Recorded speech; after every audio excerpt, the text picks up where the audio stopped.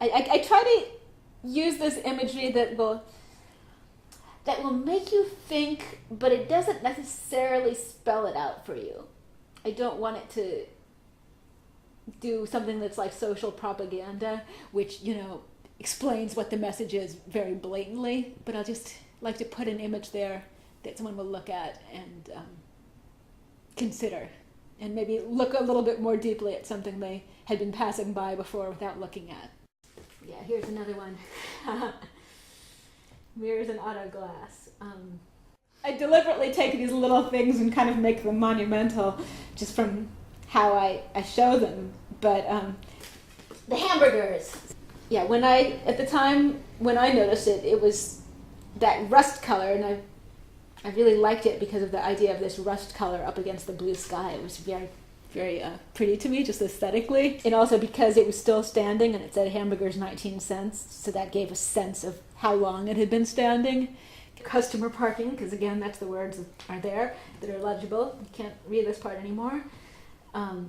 Actually, when I revisited the scene and I stared at it for a long time and tried to look at it sideways, I could faintly make out some letters on here, which I think it said Lucky's, where again I got very obsessive about carving out each individual brick because I do that sort of thing. Trees and signs, yeah. But yeah, Wilton's and a current version of the sign, which are both simultaneously visible. There's letters that were in neon. They don't really show very well in the daytime, but you can see them quite well at night to spell out the liquors. But underneath that was the name of the former name of the business that was called Wilton's, except for that now it's called Black and White Liquor Store, but the old name Wilton's is like showing through the paint that's chipping off on this yellow and orange sign here. The green letters are showing through again that used to be painted over. And this is another one that it's really not a very big sign. It was a relatively small sign, but I depicted it looking up at it from below, so it makes it look like it's this monumental thing. It's another one where the sign's been replaced since I made the art piece. Now it has something that I think it says Knick-Knack Convenience Store instead. I should say that I don't draw so many liquor stores because I'm an alcoholic, but merely because there are many of them surrounding me. Somebody told me that it is, in fact, Oakland has the highest number of liquor stores per capita than any other city in the U.S.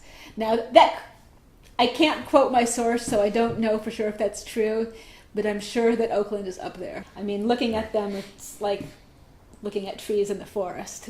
And wires. Yeah. Again on San Pablo Avenue. And it says one for all, barber and beauty. And there's this wooden cutout of this man's face with a scissors coming behind him cutting his hair.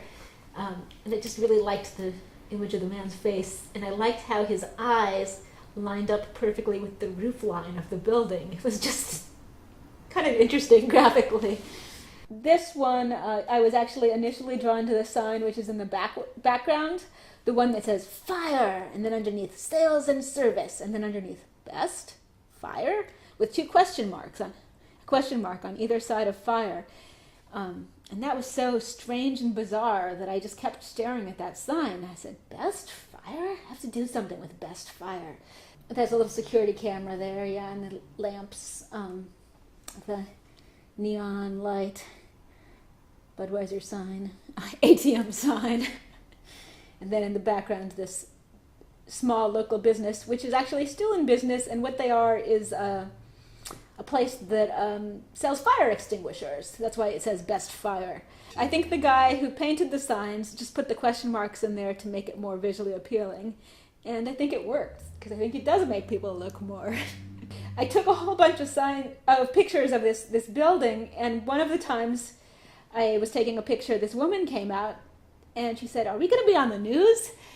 And I said, "No, I just really like signage, and I like the sign." She said, "My father painted those signs."